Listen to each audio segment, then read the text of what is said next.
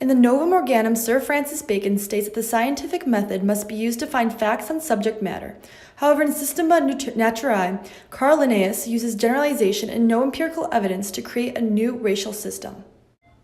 In the Treatise of Human Nature by David Hume, he argues that the four sciences, logic, morals, criticism, and politics, help guide us to formulating facts, while an essay on the inequality of the human races, Gobineau states, however uncertain the aims of physiology may be, however meager its resources, however defective its methods, it can proceed thus far with absolute certainty.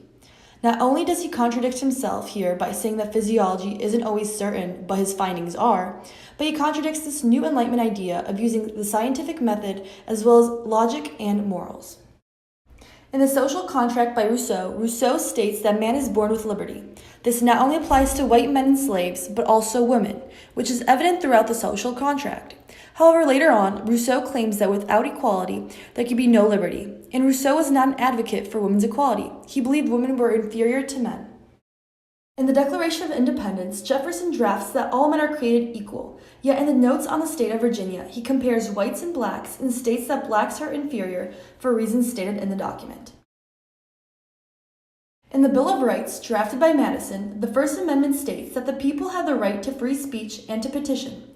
However, in Federalist No. 10, Madison states that heavily questioning the government causes distrust in the government and political unsteadiness.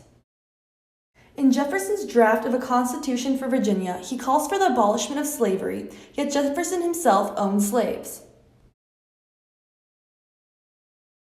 In the State of the Union Address, Madison states that slavery is a violation of the laws of humanity, yet he was a part of the Constitutional Convention that drafted the Constitution.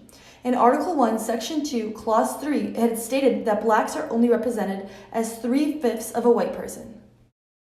In the Declaration of the Rights of Man and Citizen, it states that men have a natural and inalienable right and that they are born free, yet women are excluded from this article. The sense of equality and liberty towards women is not evident, and Olympe de Gouges responded to this with the Declaration of the Rights of Woman and Citizen.